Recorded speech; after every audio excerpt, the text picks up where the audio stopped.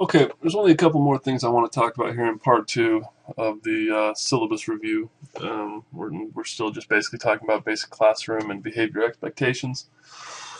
And again, as with all syllabus overviews, I apologize for the authoritarian tone of everything we're talking about. It really is going to be a fun class, and we just need to lay some ground rules about what exactly is going to be expected and when and how, and we want all of you to be able to make an informed decision about what the class is going to be and whether you uh, want to take it, which I hope you all will.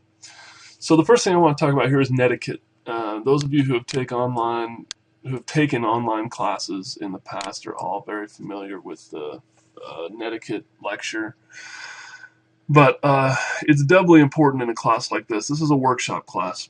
The whole point of a workshop class is that we write stories and we read them and we talk about them. And that means there's a lot of discussion, a lot of use of the discussion board, the workshop environment where we talk about your stories and about some other things is really the primary component of our class. And so because of that, it's even more important that we're respectful to each other, that we don't demean or belittle each other or each other's ideas or each other's work in any way.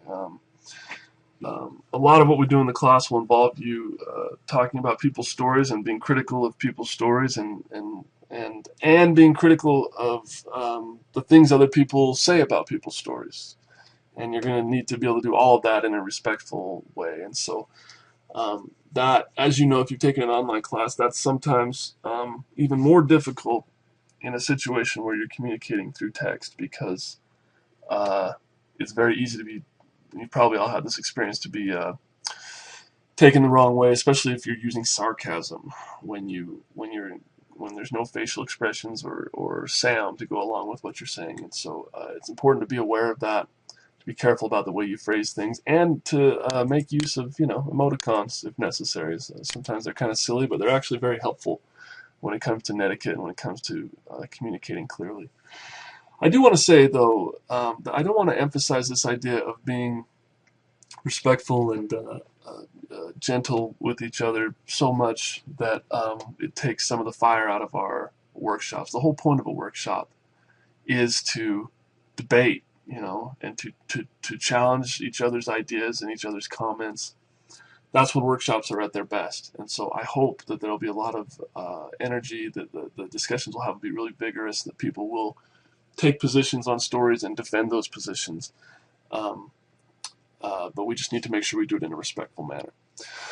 Okay, the next thing I want to talk about here is time expectations. And we just need to emphasize, and all of your online classes will probably be emphasizing this, that this is a full class. This is not meant to be a cakewalk. It's not meant to be an easier class. A lot of people think that online classes, because you don't have to go to class, are easier, and they are not. In some ways, they're harder because there is more reading. There's more outside work to do. Sometimes people will take a class with the expectation that it's just going to be, this easy online class, and then they'll be complaining at the end of the semester about how much work there was. So just know going in, it's a 3-credit-hour class, and as with all 3-credit-hour classes, you should expect to spend about 3 hours per credit hour a week doing work for the class. So this class should take you about 9 hours a week. If it doesn't take you 9 hours a week, then I'm not doing my job. So just know going in that that's the expectation, that there is a lot of work, a lot of reading, and a lot of writing, and be ready for that going in. And don't be don't go into it thinking that it's going to be just reading some stories and talking about them. This is a challenging academic course. It's fun to write stories and it's fun to talk about them, but it's a class, and there's a lot of work that's involved. So know that right up front. And finally, there will be some extra credit offered later, which we'll talk about on one of our assignment sheets. We'll get into that when we talk about that particular assignment. It's the collaborative story assignment, which you can read about above, and later in the semester you'll be able to, or next week actually, you'll be able to read about on its own assignment sheet. Other than that, everything here is just pretty standard for syllabi at CWI. Despite that fact, I encourage you to read the entire syllabus. There is going to be a quiz on the syllabus after you're done watching these 2 videos. And it's not just going to be on what I've talked about here in these videos. The quiz will be on the syllabus itself. So please make sure that you have, in addition to watching these videos, read the syllabus. That's all I have to say about the syllabus for now. If you have any questions, by all means, email them to me or post them on our Ask the Instructor discussion board.